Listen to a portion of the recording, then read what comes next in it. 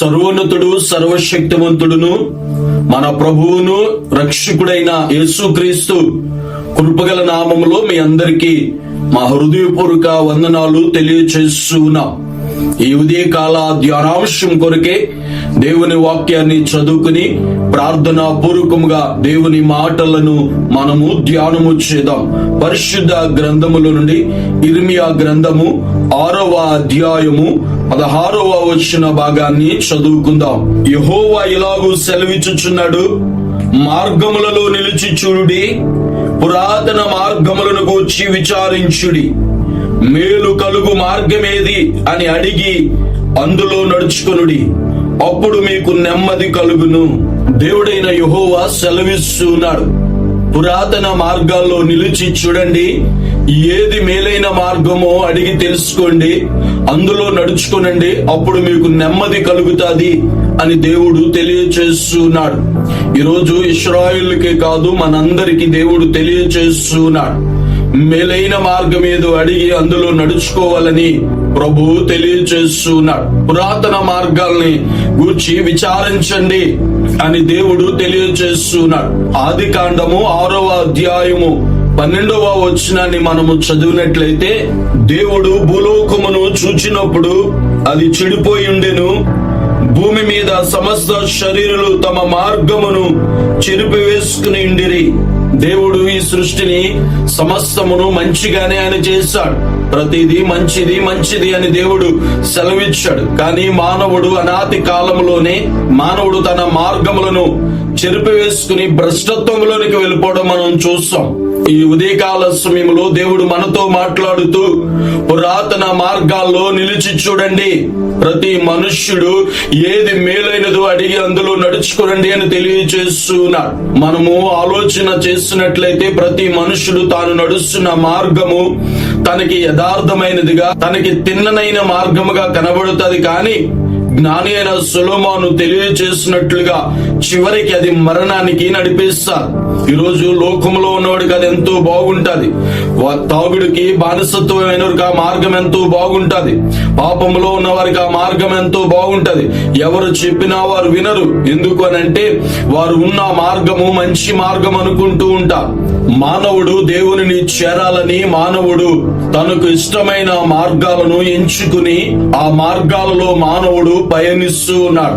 మానవుడు ఎంచుకున్న మార్గాలు తపస్సు ఒక మార్గము, యజ్ఞ యాగాలు ఒక మార్గము, దాన ధర్మాలు ఒక మార్గము, ఇలాగూ చెప్పుకుంటూ వెళ్తే అనేకమైనటువంటి మార్గాలను మానవుడు ఎంచుకున్నాడు. కానీ ఏ మార్గము మానవునికి నెమ్మదినివ్వలేదు, ఏ మార్గము మానవుని మోక్షాన్ని చేర్చలేదు. ఎందుకు అనంటే ఈ మార్గాలన్నీ నిష్ప్రయోజనమైనవి. దేవుని వాక్యము సెలవిచ్చినట్లుగా ఈ భూమి మీద పుట్టిన ప్రతి మనుషుడు దేవుని మార్గములోనికి రావాలని, ఆ నిత్యత్వానికి చేరాలని దైవ సంకల్పమై ఉంది. అందుకే దేవుడు మానవుడు తన మార్గాల్ని చెరిపివేసుకుని మానవుడు ఇష్టానుసారంగా ఈ లోకములో జీవిస్తూ ఉండగా, దయగలిగిన దేవుడు, ప్రేమ కలిగిన దేవుడు తన ఏకైక కుమారుడైనటువంటి యేసుక్రీస్తు ప్రభుల వారిని ఈ లోకానికి నరావతారిగా పంపించి ఆయనను మానవాళి అందరి రక్షణ కొరకు సిలువలో ఆయన యజ్ఞమై ఆయన శరీరము ద్వారా మనకు ఆయన మార్గాన్ని ఏర్పాటు చేశారు. పరిశుద్ధ గ్రంథములో యేసుక్రీస్తు ప్రభుల వారు తెలియజేశారు. యోహాను సువార్త 14వ అధ్యాయము 6వ వచనములో యేసుక్రీస్తు ప్రభుల వారు ఈ రీతిగా తెలియజేశారు, నేనే మార్గము, నేనే సత్యము, నేనే జీవము, నా ద్వారా తప్ప ఎవడును తండ్రి యొద్దకు చేరడు అని దేవుడు తెలియజేస్తున్నాడు.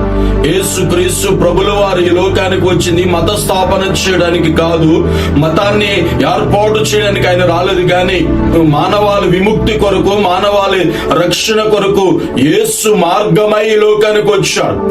ఎవరైతే యేసును అంగీకరిస్తారో, ఎవరైతే యేసును తెలుసుకుని యేసు యందు విశ్వాసం ఉంచి వాక్యానుసారంగా వాక్యపు పద్ధతిలో నడుస్తారో వారు మాత్రమే రేపు నిత్యత్వానికి చేర్చబడతారు.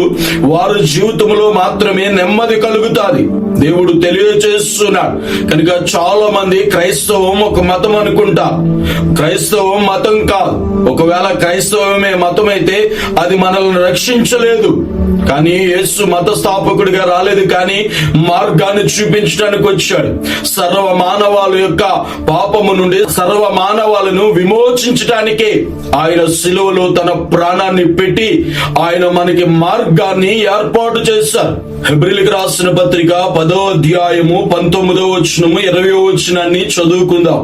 సహోదరులారా, యేసు మన కొరకు ప్రతిష్ఠించిన మార్గమున, అనగా నూతనమైనదియు జీవము గలదియు ఆయన శరీరమును తెర ద్వారా ఏర్పరచబడినదినైన మార్గమున, ఆయన రక్తము వలన పరిశుద్ధ స్థలమందును ప్రవేశించుటకు మనకు ధైర్యము కలిగి ఉన్నది గనుక ఆయనే మార్గమై ఉన్నాడు. ఆయన శిలువ మరణము ద్వారా తన శరీరమును మనకు మార్గముగా ఏర్పాటు చేశాడు. మన ధైర్యం ఏంటంటే, మనము దేవుని యొద్దకు చేరడానికి, ఆ నిత్యత్వము చేరడానికి యేసే మార్గం, మరొక మార్గము లేదు అని ధైర్యంగా తెలియచేస్తున్నాం.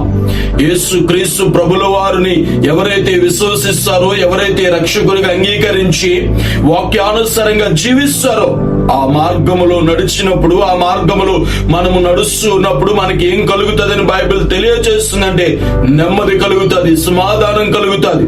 ఈ రోజైనా నీవు నడుస్తున్న మార్గము నీ జీవితంలో నెమ్మదిని కలుగచేస్తుందా? నువ్వు నడుస్తున్న మార్గము మేలైనదైనా?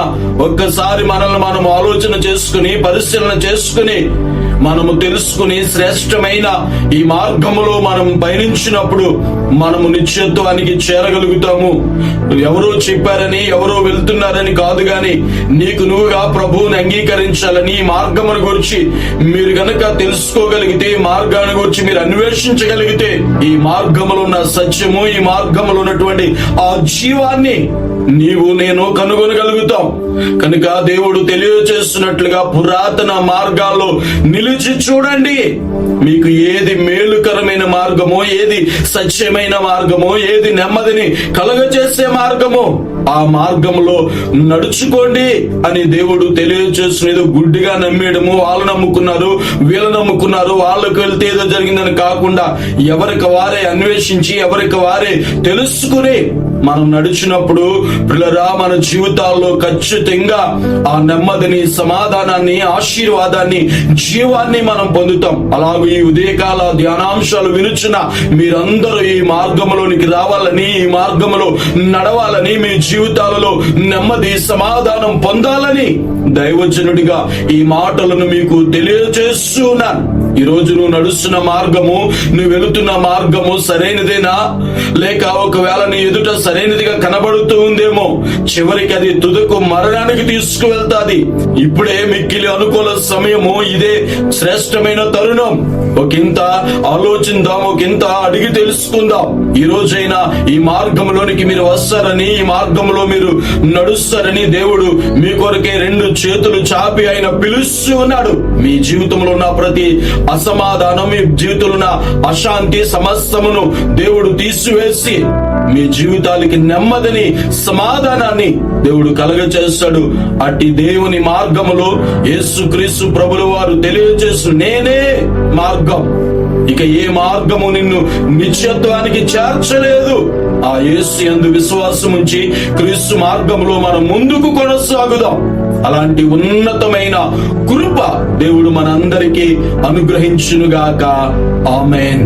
ప్రార్థనలో ఏకీభవిందాం, ప్రార్థన చేసుకుందాం. మహాపరిశుద్ధుడును మమ్మల్ని మిక్కిలిగా ప్రేమిస్తున్న మా ప్రియ పరలోకపు తండ్రి, మీ ఘనమైన శ్రేష్టమైన నామం కొరికే వందనాలు, స్తుతులు, స్తోత్రాలు చెల్లిస్తూ ఉన్నాం. ఈ ఉదయకాల ధ్యానాంశాలు వినుచున్న బిడ్డలందరి జీవితాలలో నెమ్మది, సమాధానము, రక్షణ, ఆనందాన్ని మీరు కలగచేయండి.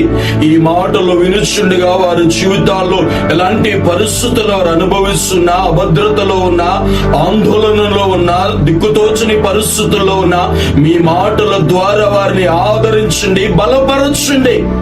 మేలైన మార్గం ఏదో వారు అడిగి తెలుసుకోవడానికి, ఆ మార్గంలో నడుచుకోవడానికి మీ కృపా సహాయమును దయచేయమని ప్రార్థన చేస్తున్నాను. నాయనా, మా మార్గములో వంకర మార్గాలు, మా మార్గములో యథార్థత లేదు, మా మార్గములో అసూయ, మా మార్గములో కపటము, మా మార్గములో మోసముంది. నాయనా, ఈ రోజు మీ మార్గములో అట్టి నెమ్మది, సమాధానము, సంతోషము, మీ మార్గములో ఉన్న ఆ నెమ్మదిని మేమందరము పొందడానికి నడవడానికి మీరే సహాయం చేసి, ఇంకెవరైతే మీ మార్గాన్ని ఎరుగకే ఈ లోకములో పడి తిరుగులాడుతూ ఉన్నారో వారిని మీరు ఆకర్షించి రక్షించి నాయన వారి జీవితాలలో నెమ్మది సమాధానాన్ని కలగచేయండి. ప్రార్థన అవసరతకు ఉన్న బిడ్డలందరినీ దీవించండి. ఈ ప్రార్థనలో ఏకీభవించిన వారందరి జీవితాలలో మీరే నెమ్మదిని కలగచేసి ప్రతి ఒక్కరిని మీరు దీవించి బలపరిచి ఈ దినము వారు చేయనుద్దేశించిన ప్రతి పనిలో మీరు సహాయం ఇచ్చింది. వారిని, వారి కుటుంబాలను, వారి పనిపాటలను,